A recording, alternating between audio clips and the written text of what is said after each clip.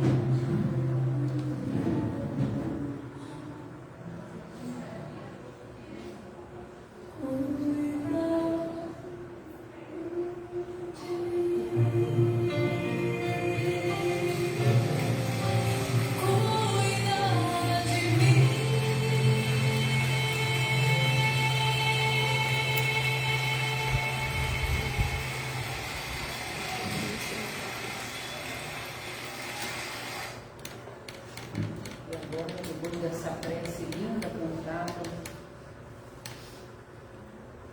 sabendo que a nossa mãe está cuidando de todos nós, que estamos envolvidos nesses fluidos benéficos, vindo dessa mãe que tanto cuida de nós, nos nossos momentos mais difíceis, está sempre conosco. Só temos gratidão. As nossas palavras de hoje são apenas agradecidas por podermos conhecer a grandiosidade dessa mulher que colocou no mundo o nosso Mestre Jesus, para que pudesse nos acalentar, que pudesse ser o nosso modelo, o nosso guia.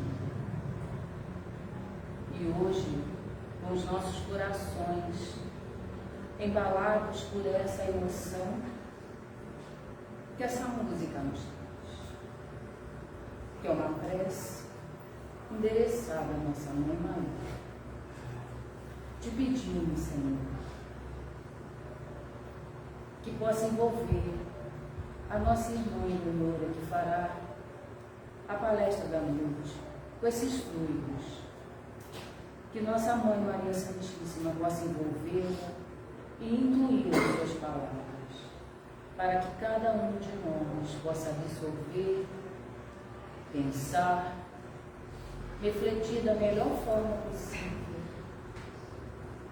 o aprendizado. E assim, com a permissão dos mentores amigos, a permissão de Jesus, nosso Mestre, e de Maria, nossa Mãe Celestial, que possamos iniciar a nossa reunião doutrinária da nossa casa espírita na noite de hoje. Que assim seja. Graças a Deus. Gente, foi difícil. Mas, dando continuidade aqui, né? Hoje a nossa palestra com a Eleonora, lá de Campos, né? O tema de hoje é a mulher na visão espírita. Então eu vou passar a palavra logo para ela, porque assim, o tempo fica pequeno, né? Quando a gente tem tanta coisa boa para dizer, né? Então, Eleonora, seja bem-vinda à nossa casa mais uma vez, né? Que a espiritualidade amiga possa te guiar nesse momento. Boa noite a todos, muita alegria, muita satisfação de estar aqui nesse dia, falando sobre esse tema tão importante. Depois também nessa música que nos toca, nos mostra toda a sensibilidade feminina, né, o quanto a mulher, né, hoje na vida, esse papel tão importante no mundo, né, traz para a gente essa oportunidade eu optei fazer um estudo por um caminho da história, né? E bem na origem dos espíritos que Deus criou, simples, ignorantes e sem sexo, né? Os espíritos, aquele sopro de vida, simples, ignorantes, sem sexo. E na pré-história, né, o homem e a mulher, eles tinham os seus instintos, né, os seus interesses eram mais pela sobrevivência, buscar, caçar, coletar, e eles tinham papéis diferenciados apenas porque a mulher era mãe. Mas ela era naquele tempo diferente do que aparece às vezes em figurinhas, alguma coisa, como aquela mulher submissa, né, aqueles desenhos do homem puxando a mulher pelos cabelos, essas coisas assim, né? Isso é apenas uma manipulação desses personagens da história, que surgiu no século XIX, para justificar o papel da mulher naquele tempo, para que ela aceitasse ser doméstica, para que ela aceitasse viver aquela situação caseira. Então se colocou essa personagem assim, mas essa mulher da pré-história, ela era uma mulher muito ativa, ela era forte, quase tanto quanto os homens pela sua vida rústica. Então ela saía para as caçadas, ela saía né, para lutar pela sobrevivência, para construir habitações. Ela participou, né, do processo criativo, dos desenhos nas cavernas, né, e tudo isso. Então, não é verdade que essa mulher era uma mulher submissa e quase que anônima. E a história em si, ela coloca essa mulher bem apagada, porque não se encontrava muito fósseis, não foi encontrado muito fósseis de mulher, apenas de homem. Então, falava o homem da caverna, parecia que não existia aquela mulher naquele tempo. Mas isso modificou muito depois da descoberta dos fósseis de Luzia e Lucy, né, que eram fósseis femininos e que deu uma nova visão para essa mulher da pré-história, mostrando como ela era ativa. E há 12 milhões de anos atrás, quando surgiu a agricultura, que foi uma criação, uma descoberta, né, da mulher, porque até então o homem vivia nas caçadas, nessas buscas, e não ficava, e a mulher, por ser mãe, ela acabava ficando um pouco mais, não todas, mas as mães ficavam um pouco mais nas habitações, nas cavernas, nos locais, por causa das crianças. E ali ela começou a plantar. Ela descobriu, né, que se jogava semente de uma fruta, jogou no chão e de repente nasceu o pé daquela fruta, e a mulher foi descobrindo a agricultura. E aí ela começou a plantar, ela descobriu, ali parada naquele lugar, porque os homens andavam em todos os lugares, não tinha oportunidade de ver acontecer isso, né? E a mulher também prendeu os animais, porque não tinha geladeira nem nada, eles pegavam os animais de preferência vivos, porque para poder conservar ali, para poder depois matar para comer a carne, né? Não dava para matar todos depois da caçada, porque não tinha onde guardar a carne, que estragava. Então a reprodução dos animais ali, que eles caçavam, e a mulher que estava ali naquele ambiente começou a perceber também a oportunidade de criar. Então, foi construído um novo tempo. Depois dessa fase da descoberta da agricultura e da pecuária, a mulher passou a ser a líder dos grupos, era o período matriarca. Mas eles não tinham muito essa coisa de orgulho, de competição, como hoje existe. Eles eram bem primitivos, era uma questão de sobrevivência, mandava quem tinha condição, né? Mas era um mandar para o bem de todos. Eles viviam todo mundo junto, não tinha família, era um grupo, era um clã, né? Aquele grupo. Então, as mulheres conduziam o grupo. Depois, para que você tivesse agricultura e pecuária, tinha que ter terra. E aí os grupos começaram a guerrear entre si pelo domínio das terras, né? Aí o homem volta ao comando, porque ele, nas guerras ele sobressaía pela sua própria força bruta. E aí as coisas foram, né, caminhando a esses milhões de anos. E há 2.000 anos e meio, mais ou menos, atrás, que institucionalizou o patriarcado, que é um sistema de relações sociais no qual tem a dominação do masculino, do homem, né? Essa proposta inicial do patriarcado era que o homem fosse responsável e cuidador, já que tinha essa coisa do homem ser o mais forte, fosse responsável e cuidador, o patriarca da família, e que cuidasse dos seus descendentes todos. Era uma proposta positiva para a noção da época.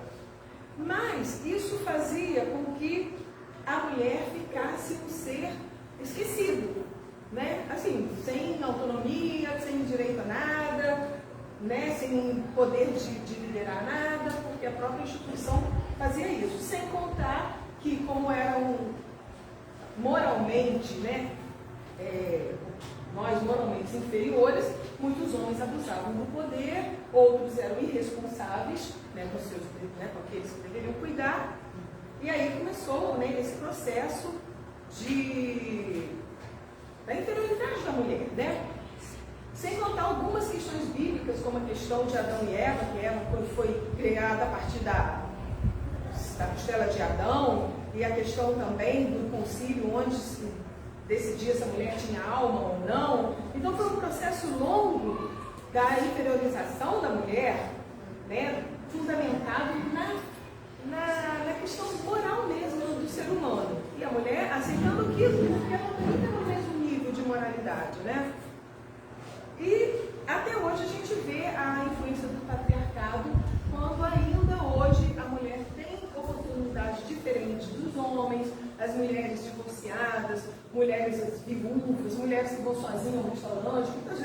Claro que já houve muita conquista, mas ainda a mulher é olhada como um objeto sexual, como uma pessoa que não pode andar sozinha, né?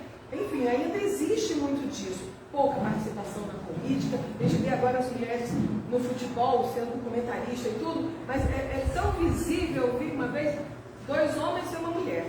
Mas quando ela falava, eles não ouviram, como se tivesse ninguém falando. Né? Dá um preconceito, como se mulher vai entender de futebol. Então, até hoje nós temos essas vivências, né? E Jesus veio nesse tempo em que a mulher era considerada quase uma propriedade do homem. Né? Então, em Deuteronômio, na Bíblia, né, tem assim: não cobice a mulher do seu próximo, não cobice a casa do seu próximo, nem sua propriedade, nem seu servo, nem sua serva, nem o seu boi, nem o seu jumento, nenhuma coisa que pertença ao seu próximo. Ou seja, nenhuma dessas coisas. Ou seja, a mulher era considerada quase uma coisa, né?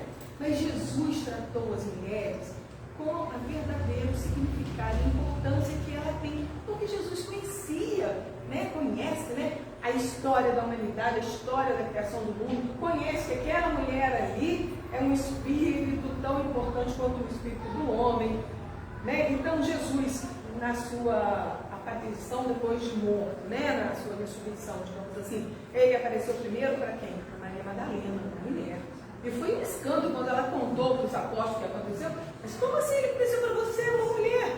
Ninguém acreditou nela.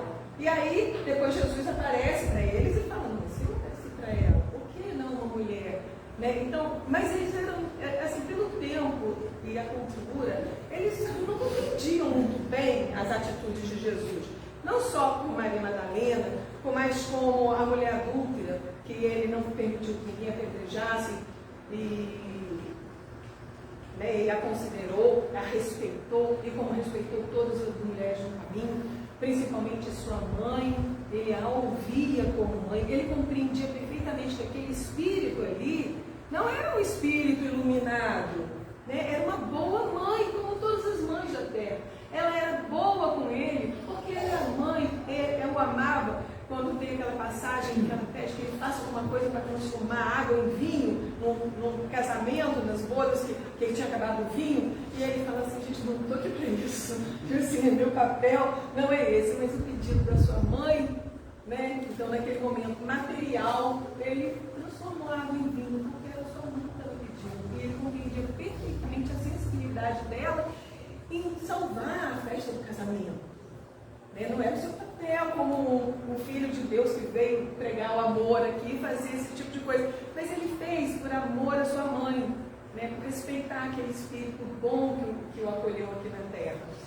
Então, os homens não estavam, o homem no mundo não estava preparado para entender como Jesus tratava as mulheres. Como não estava preparado para entender tantas coisas que Jesus fazia. Mas Jesus, sabendo de tudo isso, fala: se me amais, guardai os meus mandamentos, e eu rogarei ao meu Pai, e ele vos dará outro Consolador, para que fique convosco para sempre. Então, né, está em João, o Cristo Consolador, tem também no Evangelho essa passagem do Consolador prometido. Então, Jesus prometeu mandar um Consolador para que explicasse as coisas que ele ainda não, né, que o homem ainda não tinha condição de compreender, que ele vinha trazendo.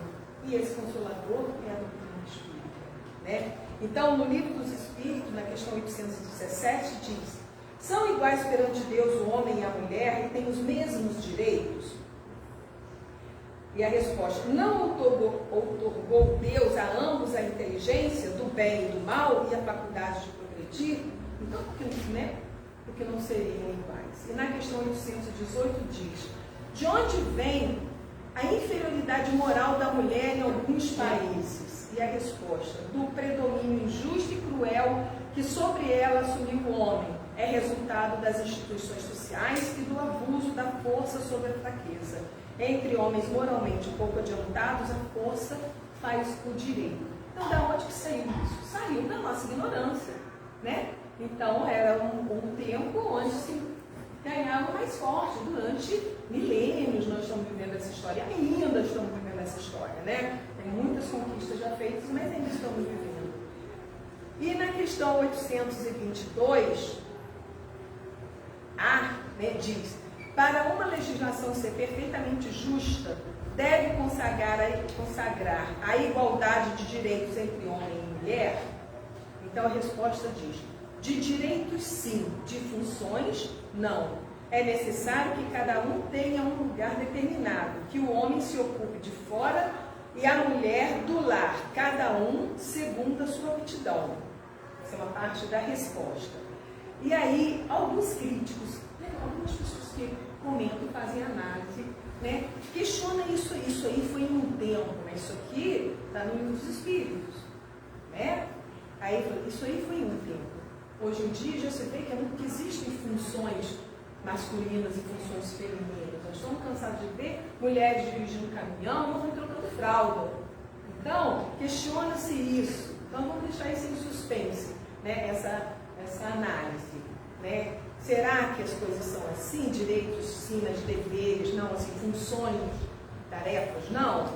Por tudo que temos buscado? Então, alguns críticos, né, criticam isso aqui, dizendo que isso está ultrapassado pelos próprios fatos do tempo. E a resposta continua: a lei humana, para ser justa, deve consagrar a igualdade de direitos entre o homem e a mulher, privilégio concedido a um, qualquer privilégio concedido a um ou ao outro é contrário à justiça. A emancipação da mulher segue o processo de civilização. Sua escravização marcha com a barbárie. Os sexos, aliás, só existem na organização física, pois os espíritos podem tornar um e outro, não havendo diferença entre eles a esse respeito. Por conseguinte, deve gozar dos mesmos direitos. Então, mostrando que a lei humana deve consagrar os mesmos direitos, porque, segundo, né, nossos estudos espíritas, o homem, o espírito não tem sexo. Ora ele é homem, ora ele é mulher. Né? Então, todos são seres humanos que devem ter os mesmos direitos. Né? E essa emancipação da mulher, ela é um processo natural da civilização, um processo de conquista da civilização, e a escravização da mulher está relacionada à barbárie. Tudo bem, né? A gente, né, entende isso.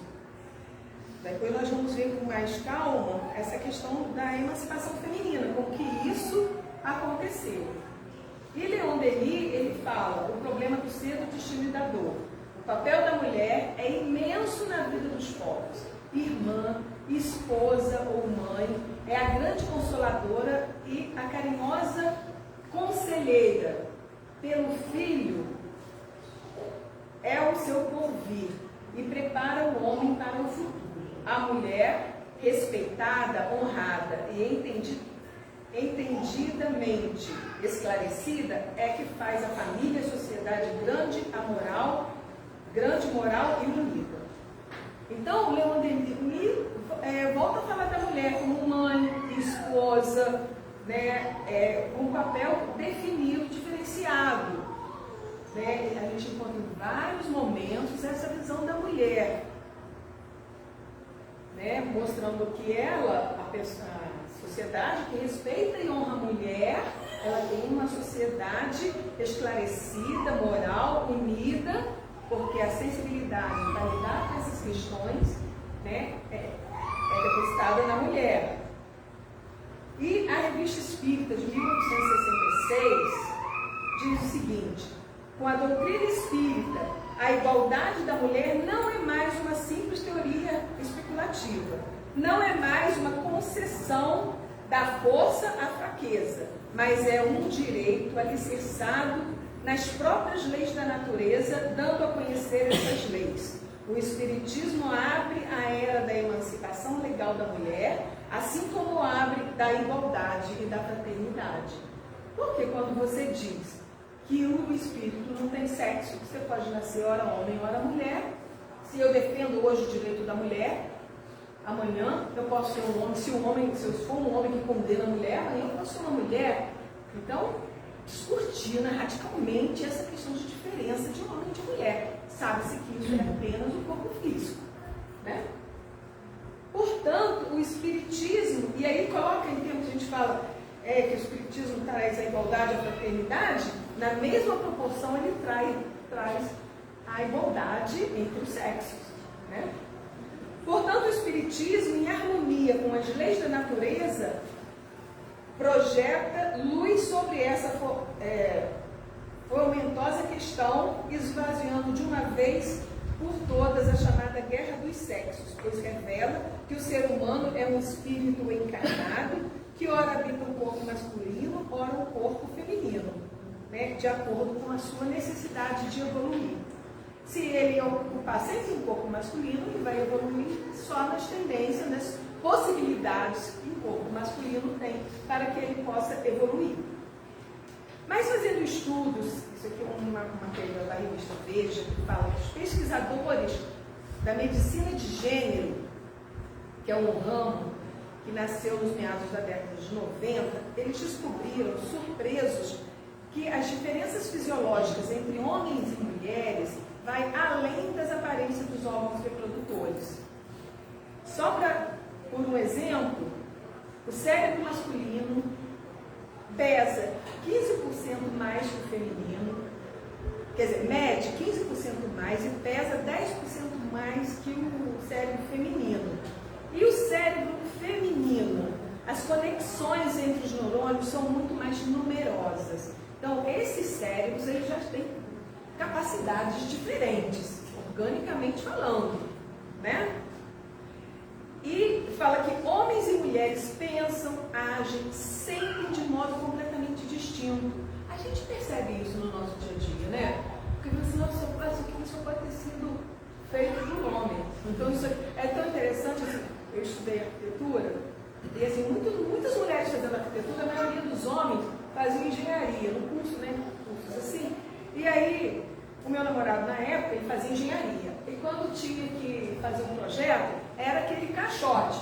O prédio era só um caixote, não tinha um movimento na parede, não tinha um charmezinho, não tinha um jardim assim, né? Aí as minhas amigas falavam assim, isso só pode ser projeto de homem.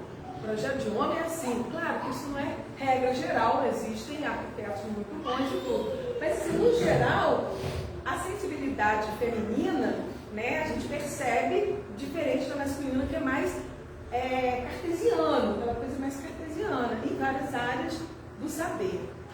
E Chico Xavier, no livro Ação e Reação, pelo espírito de André Luiz, no capítulo 12, Dívida Sagrada, ele diz o seguinte, que essas diferenças físicas que influenciam o comportamento psicológico da mulher são indícios de que há um planejamento superior a respaldar o amor feminino, considerado uma das forças mais respeitáveis na criação divina. Então, Chico Xavier, ele coloca aqui, né, André Luiz coloca aqui, que as diferenças físicas direciona a mulher para papéis diferenciados, coloca a mulher em papéis diferenciados, não inferiores, mas diferentes.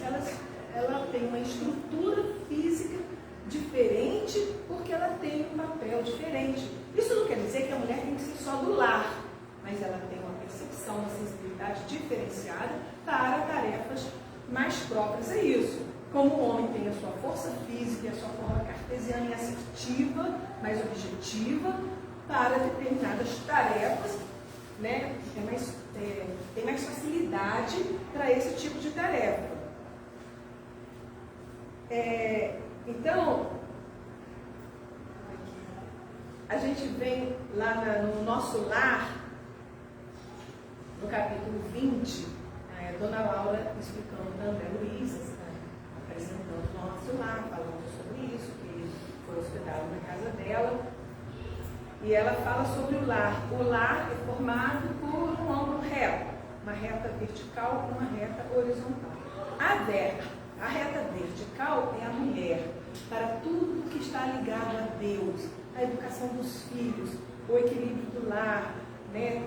Toda a questão afetiva. E o homem na reta horizontal está ligado a tudo que é da terra, o trabalho, o sustento da família.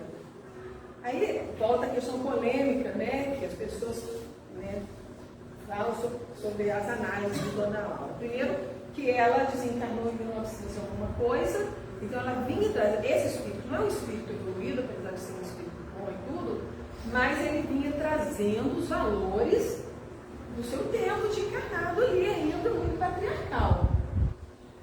E colocou na forma em que ela conseguia falar. Ele fala assim, aí por esse radicalismo de vertical e horizontal, ela foge à possibilidade dos casais homoafetivos.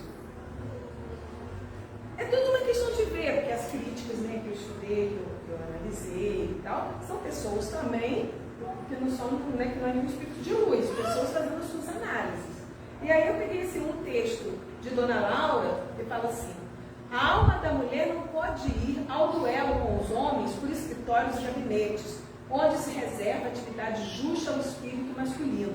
Nossa colônia, porém, ensina que existem nobres serviços de extensão do lar para as mulheres. A enfermagem, o ensino, a indústria dos fios, a informação dos serviços de paciência. As almas femininas não podem permanecer inativas aqui.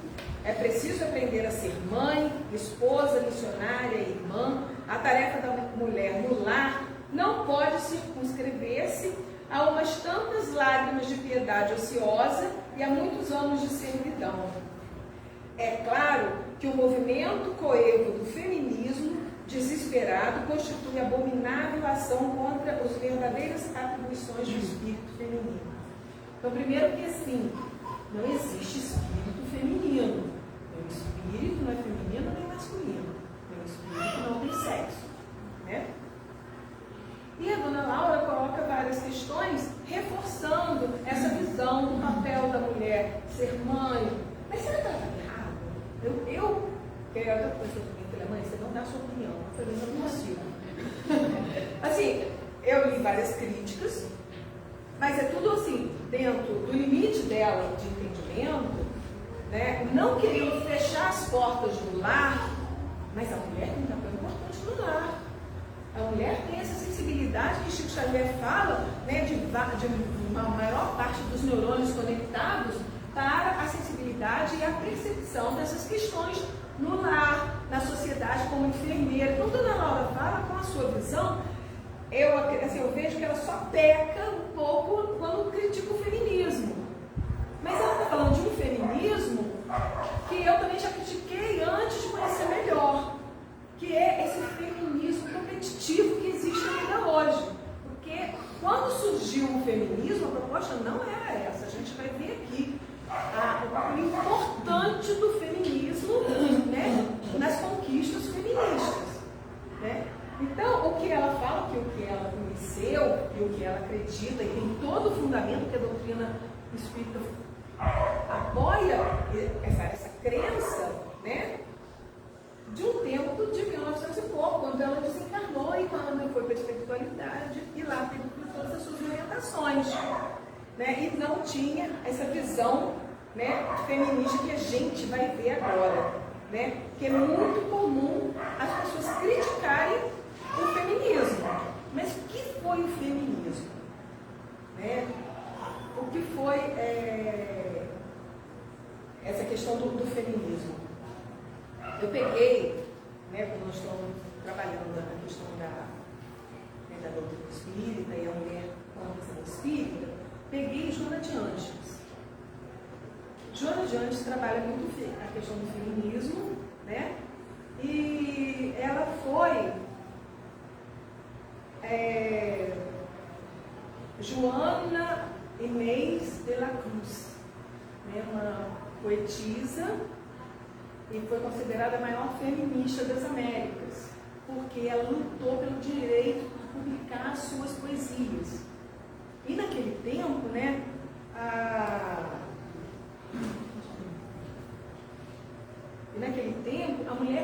a mulher não podia estudar, a mulher que aprendia como ela que aprendeu na família, né? Ela era irmã, aprendeu de repente no convento, mas não podia se expressar, mas publicar suas ideias revolucionárias para a época, que eram poesias, mas poesias feministas. Então, como é que ela podia fazer isso? Então, ela foi essa pessoa revolucionária. Então, Joana de Ângeles vem trazendo a sua visão, a sua contribuição a favor do feminismo. Então, diante da grande supremacia masculina naquele período de desrespeito da mulher, grande repressão e abuso, e a mulher sendo vista como uma coisa, como um ser de propriedade do homem, como feita para o prazer do homem, né? Uma mulher que não era considerada uma pessoa que se questionava se ela tinha alma ou não. Então, assim, diante de tudo isso, surgiu o feminismo, né? Veio o feminismo, que foi um movimento de mulheres, né, de centenas delas, lutando pelo direito de votar, pelo direito de estudar, pelo direito de trabalhar fora de casa, pelo direito de tantas coisas que elas não tinham, elas só podiam ficar em casa. Agora imagina, uma mulher só podia ficar em casa, aí um homem abandonava aquela mulher, como é que ela ia criar seus filhos? Era muito difícil, então muitas mulheres entraram na prostituição para sustentar seus filhos, porque era a única profissão reconhecida de direito da mulher, ser de uso dos homens. Então, é interessante, eu não falei na época que passei por Jesus ali, eu não falei de uma situação que eu achei bacana, tem um livro, As Mulheres e Jesus, mas o livro não fala de nenhuma dessas mulheres que a gente conhece, não, a história delas com Jesus. Fala aquele parte do óbolo da viúva, que a senhora vai lá e ela vai com a netinha, mostrando e tal. E aí conta um espírito, né? Eu esqueci o nome, aí ele fala o que aconteceu depois. Ela foi com um pessoal que veio a pé de lugar e dormiu na praça, eles foram ver a hospedaria, elas não tinham recurso, dormiram na praça. E aí a senhora idosa desencarnou ali na praça. E ficou aquela mocinha com a avó, e aí o grupo de amigos enterraram e foram embora. E a mocinha, assim, muito triste, foi ficando para trás, e aí ela foi sequestrada por um malfeitor, estuprada e deixada ali. E a turma não percebeu e foi embora, e ela ficou ali. Aí ela pensou, se for lá, né, onde a gente depositou a moeda, que é um tempo, pedir ajuda. E o homem que a recebeu falou assim, mulheres como você, segue a rua que você vai encontrar um lugar. E tratou como se ela fosse uma prostituta. E aí ela foi nesse lugar. E chegou lá, a senhora, a dona lá, falou assim, não, minha filha, aqui não é lugar para você, eu sei que você é uma moça boa, não sei o quê. E aí, mas ela não tem para onde ir, eu preciso, meu moço lá, e ela confiando que era uma casa de Deus, como é que ele ia mandar para um lugar ruim. E ela não entendeu muito bem, aí a moça explicou o que se faz, eu não sei fazer esse trabalho. Aí ela falou assim, eu sei que você não é afeita a isso. E você fica então na cozinha, mas você é muito bonita, não aparece no salão, que os homens vão te conquistar. E a gente assim, tem muito preconceito com essas questões, né? E aí quando ela conseguiu uma moeda maior do trabalho dela, ela foi levar para lá, na boa fé. Aí ela foi, ela falou, acredita de ter uma moedinha, então a gente vai levar uma moeda maior, em nome da minha avó. E aí encontrou com Jesus ali, e Jesus conversou com ela e falou para ela continuar ali naquele trabalho, que ela iria ter uma oportunidade de encontrar um novo caminho, como aconteceu. E em outras situações do livro, né, teve a situação de 3 irmãs que foram vendidas para o prostíbulo pela madrasta, e elas estavam ali, trabalhando ali, né, e elas queriam sair daquela vida, e elas vão ao encontro de Jesus. E Jesus fala para elas assim, vocês não estão no lugar. Através de vocês, muitos homens são orientados e muitas almas são salvas. Porque naquele trabalho, teoricamente, muitos homens vão ali buscar o consolo da sua alma.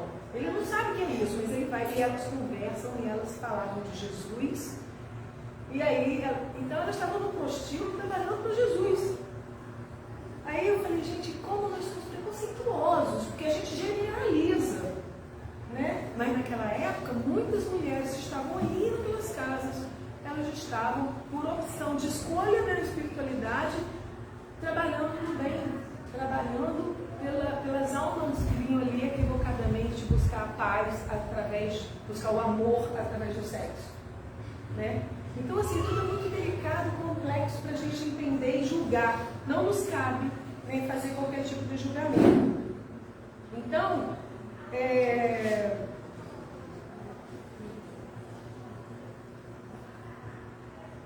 falando aqui, o feminismo, né, que foi instaurado, né, como uma luta política para que os direitos das mulheres sejam garantidos, tal como os homens, é importante frisar que não se defende a postura de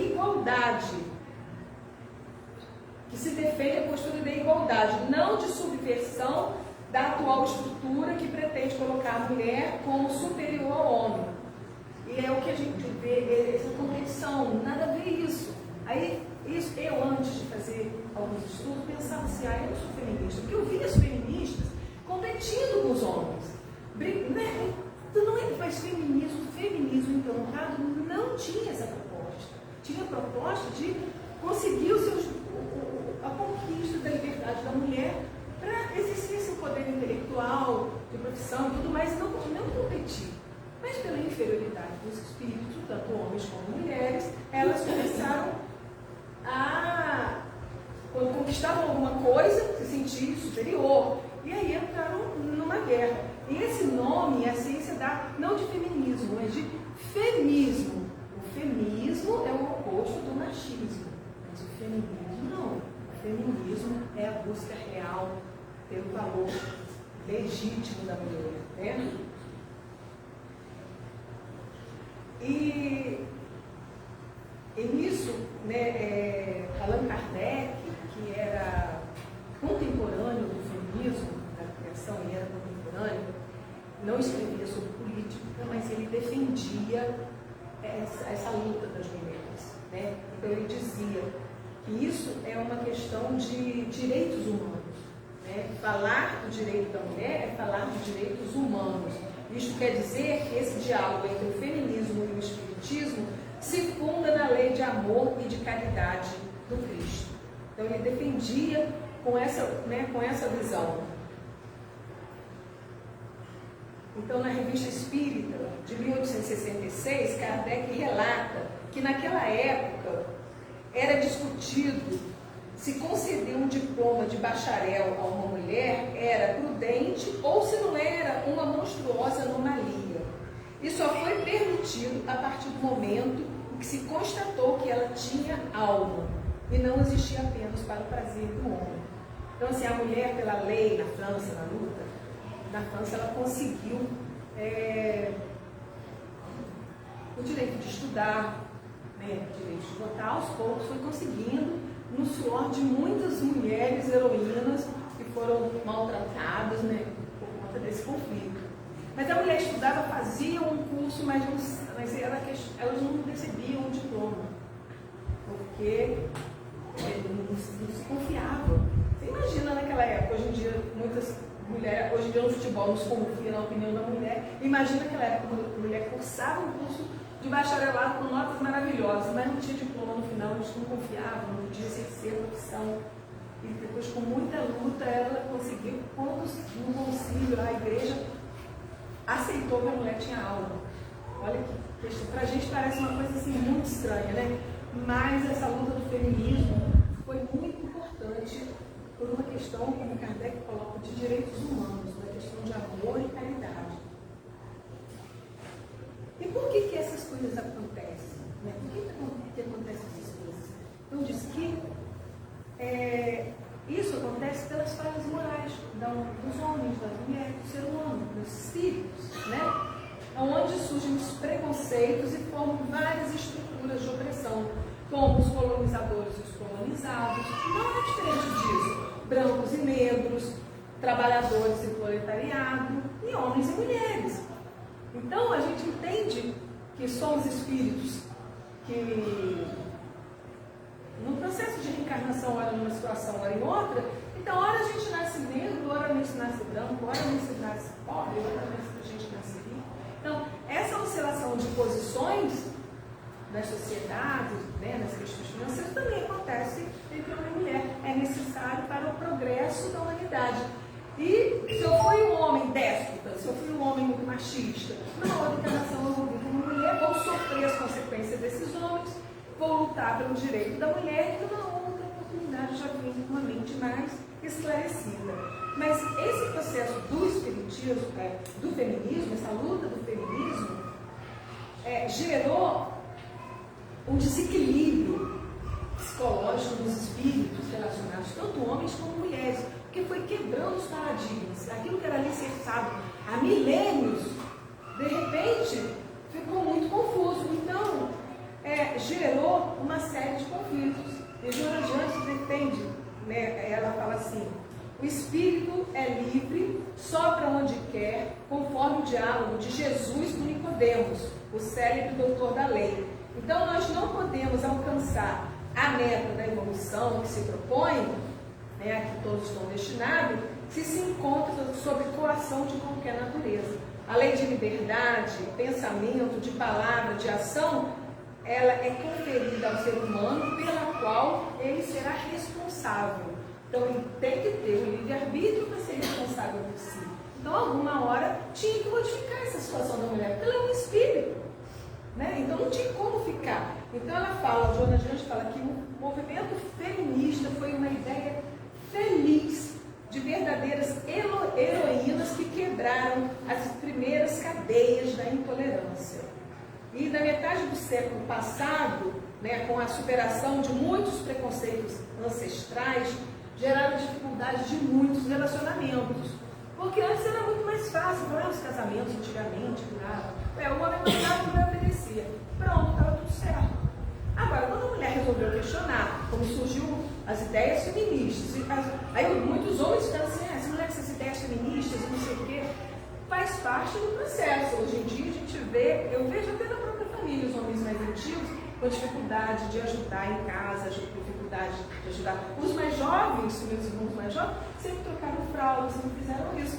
Porque já, né, as coisas vão modificando. Hoje em dia, eu vejo meu dia mais fácil ainda contribui com as coisas de casa. Então, só que o que acontece? Nesses conflitos e nessas competições geraram problemas psicológicos em ambos os sexos, né? E a legislação teve necessidade de se adequar às novas realidades.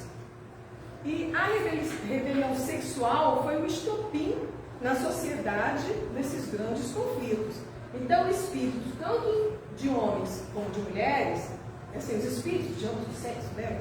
O espírito de sexo, mas estão ocupando o corpo de homem e de mulher, eles experimentavam tormentos psicológicos muito grandes sem saber como agir e muitas vezes agir inadequadamente. E nesse processo desse desequilíbrio, o que acontece? As mulheres vão ocupando cargos, teoricamente, só para os homens, com a sua inteligência, sua perspicácia, sua sensibilidade, muitas vezes além dos homens, e elas começaram a se sentir, né? As mulheres começaram a se sentir superiores. E aí começa a grande conflito, a grande disputa, né? A guerra, a teórica, né, dita guerra dos sexos. E a liberdade da mulher, tão almejada, se tornou uma libertinagem, né? E as mulheres começaram a querer fazer todas as coisas que os homens fazem, inclusive os seus vícios, né, do comportamento masculino, os vícios não só do sexo libertino, mas do álcool, né, do fumo, que as mulheres anteriores não tinham. Então, assim, a busca por uma liberdade para direitos efetivos se espalhou num grande desequilíbrio. E fala assim, o sexo licencioso para a mulher, se o homem pode, eu também posso, ele foi muito aberto, gerou um vazio existencial nessa mulher. né? A depressão, o síndrome de pânico e todos esses sentimentos vazios, que substituiu o quê? O medo e a timidez daquela mulher oprimida.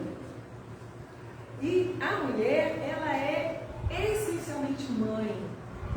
Como eu falei, ela tem um diferencial na sua percepção, nos seus neurônios. Então, ela por necessidade de autoafirmação nesse campo de competição com o homem, ela acaba delegando essa função para outras pessoas ou negligenciando, né, os seus filhos, a sua família, né, a sua tarefa teoricamente feminina, mas que é feminina, porque é essa que a gente vai encantando, né? Que doçura, né? É a alma de Maria. Não tem como você fugir dessa mulher, que é a mulher, essa sensibilidade, essa recepção. A mulher, o corpo da mulher, como fala assim, o corpo da mulher não foi feito para o sexo sem amor ou sexo irresponsável. Essa mulher colocada nos prostíbulos, elas eram infelizes, elas não foram feitas para isso.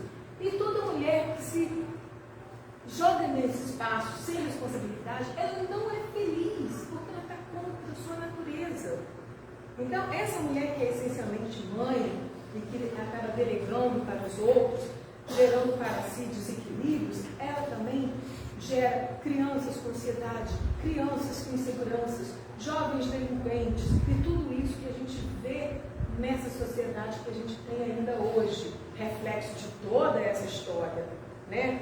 Então, Joana de Ângeles diz que, né, no seu texto magnífico, que a mulher, se justificando pela sua profissão, pelo seu compromisso de ser um sucesso no trabalho, ela deixa isso de lado e se sente confortável com isso. Mas quando vem a doença emocional, você não encontra causa, está aí, na ausência do feminino que é você, né? O exercício desse feminino. Foi legal buscar isso? É legal buscar isso, mas há de se ter o equilíbrio. E aí ela fala assim, cabe a revisão do feminismo de revide, né? Esse feminismo de competição, porque isso não é feminismo, né? Isso é o femismo. A mulher não está aqui para competir com o homem, né? A mulher e o homem devem se unir nas inúmeras tarefas da sociedade e do lar, até porque o espírito não tem sexo.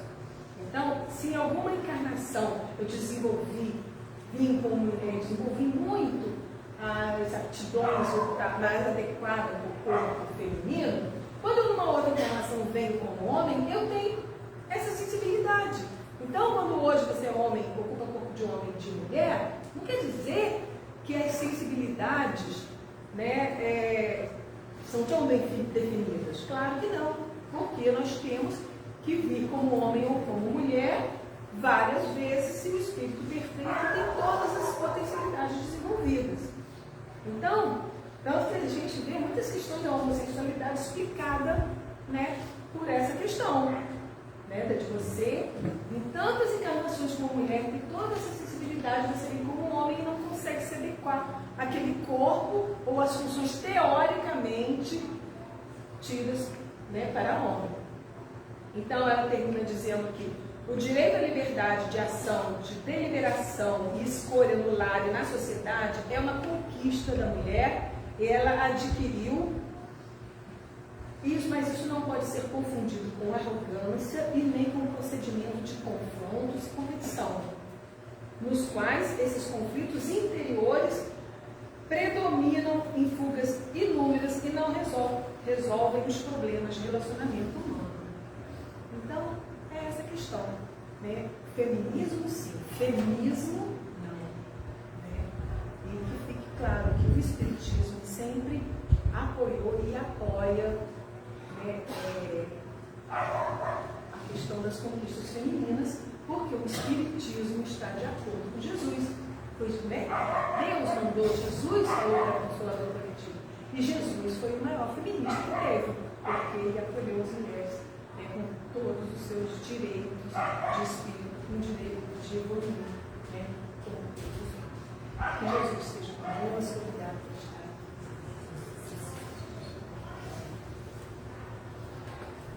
Agradecemos, né, Eleonora, né, a palavra de hoje, e que fique essas reflexões para nós, né? Que somos mulheres, né, nós podemos ocupar vários lugares, né? Mas o de mãe, né, é único, né, gente? Então, que as pessoas possam pensar, ela pode fazer de tudo, né? Eu esqueci até de falar, porque não tem tarefa mais importante do que cuidar do espírito reencarnante que vem para você. Isso é o que Deus espera prioritariamente. Quer de mãe. E que faça o seu trabalho, né? De educar, né? Adequadamente. Isso, né? Então, assim, a gente, né, nós agradecemos. Aí eu vou concluir fazendo uma prece, e depois eu tenho alguns recadinhos aqui para serem dados, um convite para a semana que vem. Tá? Então vamos fazer a nossa prece para que a gente não perca essas palavras, né, que foram ditas na noite de hoje. Que possamos assim, então, nesse momento, colocar na nossa mente a figura do nosso Mestre Jesus, para que possamos juntos ter os pensamentos melhores possíveis neste momento. Que as nossas energias possam ser voltadas a todos os irmãos que se encontram em aflição, nos hospitais, em seus lares, nas ruas, a tantas mulheres que são violentadas, agredidas, apedrejadas,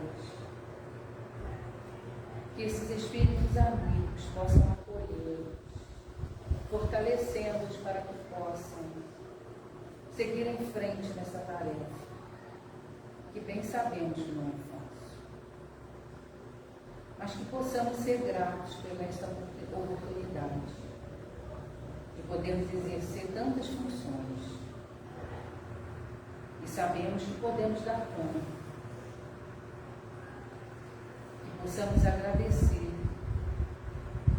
aos mentores amigos que aqui conosco estão, derramando sobre nós